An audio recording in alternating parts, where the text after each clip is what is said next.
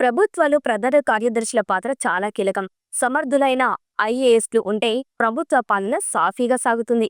అందుకే ఈ పోస్టుకు ఎంపిక చేసే ఐఏఎస్ల విషయంలో ప్రభుత్వాలు ఆచితూచి వ్యవహరిస్తాయి.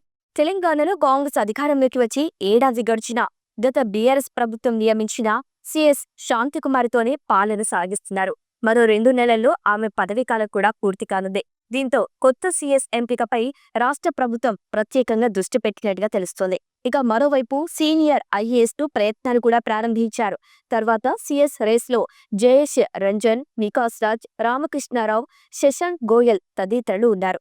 దీనిలో ప్రభుత్వం ఎవరి వైపు మొగ్గు చూపుతుంది అన్నది ఆసక్తికరంగా మారింది. బీఆర్ఎస్ హాయం నుంచే శాంతికుమారి, ప్రస్తుత సీఎస్ శాంతికుమారిని గత బీఆర్ఎస్ ప్రభుత్వమే నియమించింది.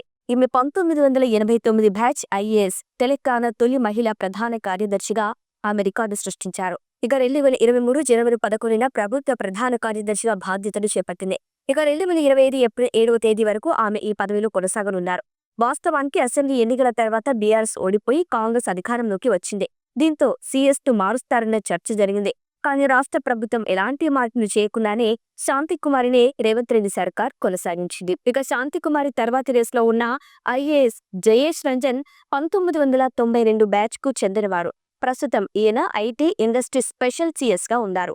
ఆయనకు ఇంకా 2.5 ఏళ్ల సర్వీస్ ఉంది. ఇక 1992 బ్యాచ్ ఐఏఎస్ వికాస్ రాజ్ కు మరో 3 ఏళ్ల సర్వీస్ ఉంది.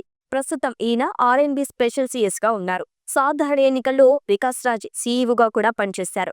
ఇటీవలి శాంతికుమారి సెలవుపై వెళ్లగా వికాస్ రాజే తాత్కాలిక బాధ్యతలు నిర్వహించినట్టు సమాచారం. ఇక రేస్లో ఉన్న మరో ఐఏఎస్ శశాంక్ గోయల్. ఈయన 1990 బ్యాచ్ ఐఏఎస్. అందరికన్నా సీనియర్ ఇతనే. ప్రస్తుతం ఎన్సీహెచ్ఆర్డీ డీజీగా ఉన్నారు. ఈయన రిటైర్డ్ కావడానికి ఇంకా ఏడాదిన్నర సమయం ఉంది. ఇక 1991 బ్యాచ్ ఐఏఎస్ రామకృష్ణారావు ఈ ఏడాది ఆగస్టులో రిటైర్ కానున్నారు. ఈయన ప్రస్తుతం ఫైనాన్స్ స్పెషల్ సీఎస్ గా ఉన్నారు.